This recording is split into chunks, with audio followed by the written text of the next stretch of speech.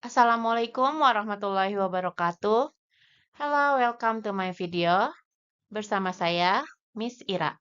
Pada video kali ini, kita akan membahas materi kimia tentang kurva titrasi asam basa.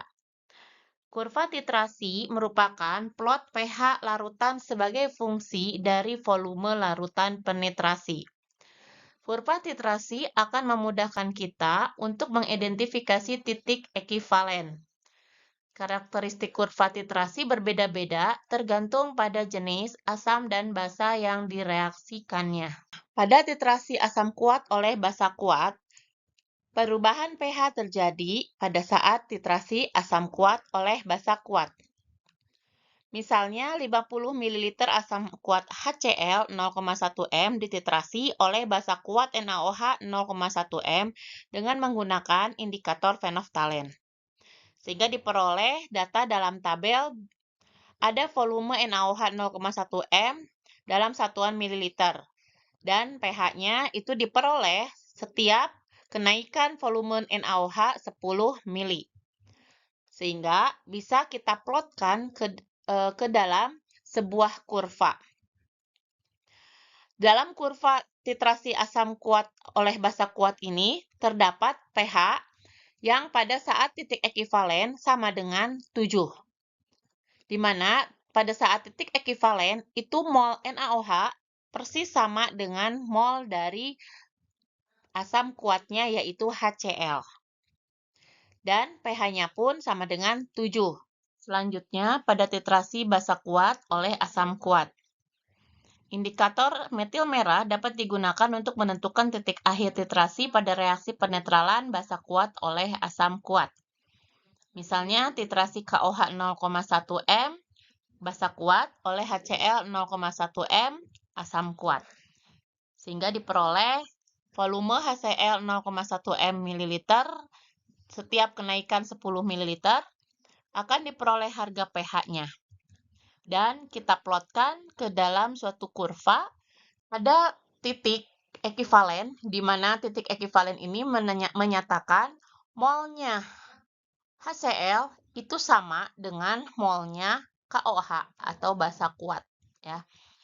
Pada titik ekivalen ini diperoleh pH akan sama dengan 7. Makanya disebut juga kalau titrasi basa kuat oleh asam kuat itu disebut sebagai titrasi penetralan. Kemudian titrasi basa lemah oleh asam kuat.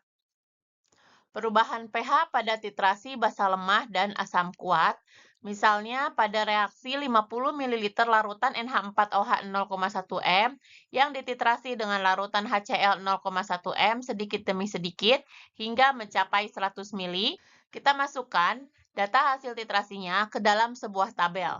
Sehingga diperoleh data sebagai berikut, ada volume HCl 0,1 m, kita satuannya mililiter. Setiap kenaikan 10 ml, kita cari data pH-nya. Setiap kenaikan 10 ml, kita cari pH-nya, sehingga diperoleh harga pH seperti ini. Kemudian kita plotkan ke dalam sebuah grafik. Nah, bentuknya seperti ini. Ini volume HCl, dan ini adalah pH. Pada saat penambahan volume dari 10 mili ke 40 mili, itu terdapat pertahanan pH. Atau pH-nya dipertahankan. Nah, ini disebut sebagai daerah pH penyangga. Artinya, pH di sini tidak drastis langsung turun, melainkan dipertahankan terlebih dahulu agar tidak turun secara drastis. Nah, ketika penambahan 10 mili dari 40 mili ke 50, itu terdapat penurunan pH yang cukup tajam. Di sini, pada saat 50 mili, terdapat titik ekivalen, di mana titik ekivalen ini tepat pada pH hidrolisis, karena pH-nya tidak sama dengan 7, melainkan kurang dari 7. Selanjutnya, latihan. Ada soal, gambarkan kurva pada pH titrasi asam lemah oleh basa kuat. 50 ml larutan CH3COH 0,1 m yang dititrasi dengan larutan NaOH 0,1 m sedikit demi sedikit hingga mencapai 100 mili. Seperti pada tabel di samping. Tentukan juga pH penyangga dan pH hidrolisis, yaitu pada titik ekivalen. Berikut tabelnya, ada volume NaOH 0,1 M dalam satuan mililiter, setiap kenaikan 10 mili diperoleh harga pH. Silakan plotkan harga pH dengan volume NaOH dalam sebuah kurva. Sekian video dari saya, semoga bermanfaat. Terima kasih telah menyimak video ini sampai akhir.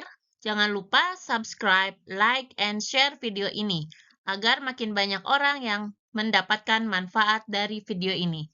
Wassalamualaikum warahmatullahi wabarakatuh.